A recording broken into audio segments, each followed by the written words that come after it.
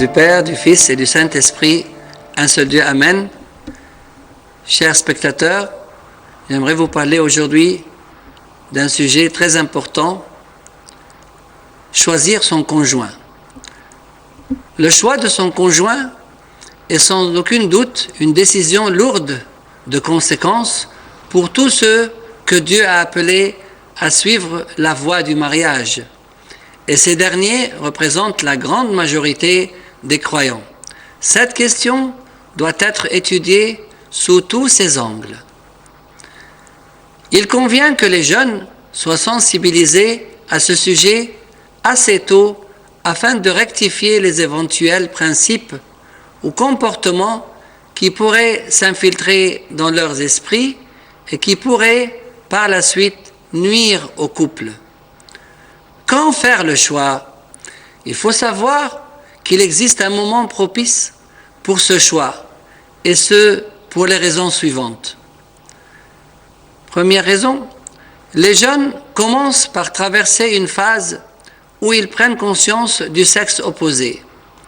Ils remarquent certains aspects chez l'autre, sont attirés par une personne, puis s'en détournent pour une autre pour diverses raisons. Dans ces attirances passagères, les sentiments sont parfois en cause et le corps presque toujours. Ce serait une grave erreur que de croire que ces attirances peuvent conduire à un choix définitif de son conjoint. Il convient aux jeunes d'attendre d'avoir dépassé cette première phase pour évoluer vers un comportement plus stable à l'âge où ils commencent à travailler et à assumer les responsabilités de la vie. Ces brusques changements du comportement peuvent créer des chocs affectifs et psychologiques chez les deux parties. En effet, l'une aura l'impression d'avoir été injuste et l'autre se sentira lésée. Cela est dommageable pour les deux parties. Une relation qui n'a pas été suivie de démarches officielles peut laisser des séquelles affectives qui résisteront au temps. Cela est particulièrement vrai pour les jeunes filles. De même, il est impossible de nier, et ceci est scientifiquement prouvé, que les sentiments font partie du corps car ils entrent dans la composition de la personnalité humaine. C'est pour cela que même si ces sentiments commencent dans la pureté, ils ne tardent pas à laisser place aux instincts, ce qui n'est pas sans danger.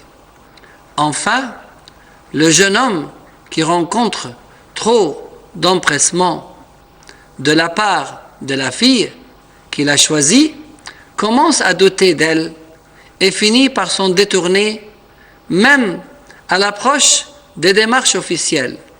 Ceci car les jeunes hommes les plus débauchés choisissent au moment de se marier les filles les plus pures.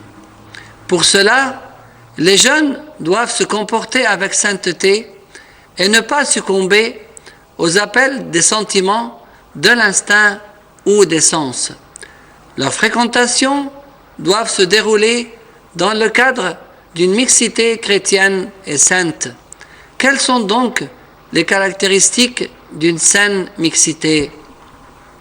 La mixité entre les deux sexes est un fait naturel que l'on rencontre aujourd'hui dans les maisons, les écoles, les universités et le monde du travail.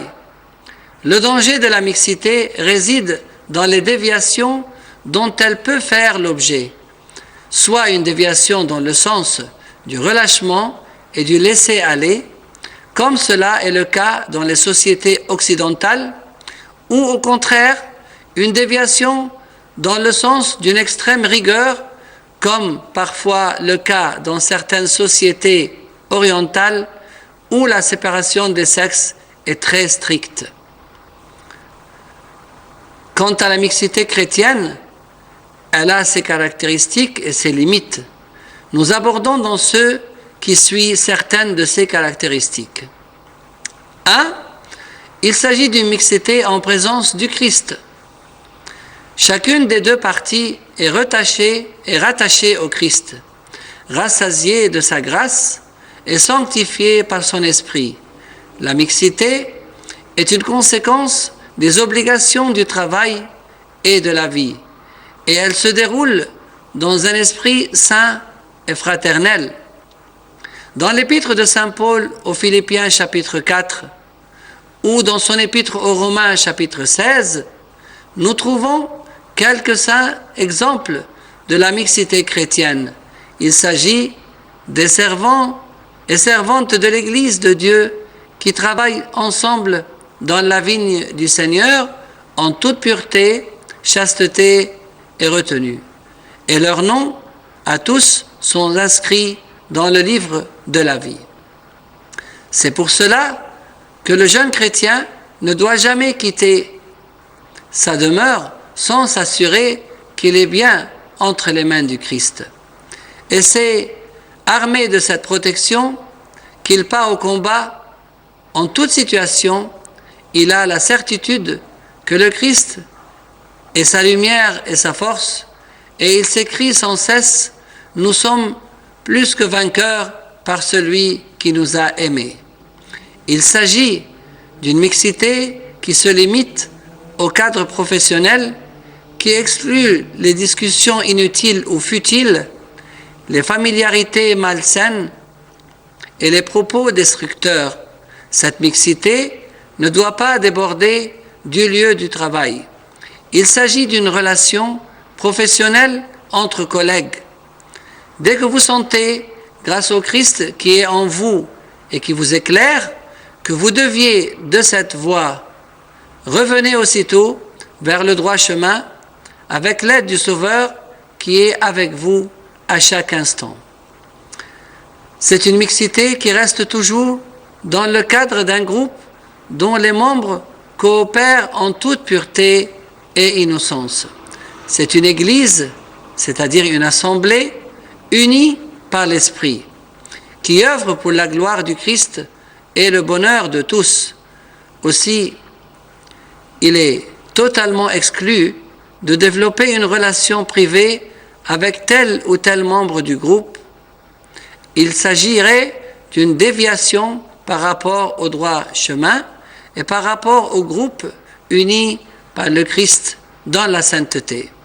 Toute relation privée constitue un danger pour les deux parties. Cependant, si cette relation a pour but le choix du conjoint, que ce soit fait de manière sainte et officielle, en suivant les conseils du père de confession, sans chercher à se cacher, et gloire à Dieu éternellement.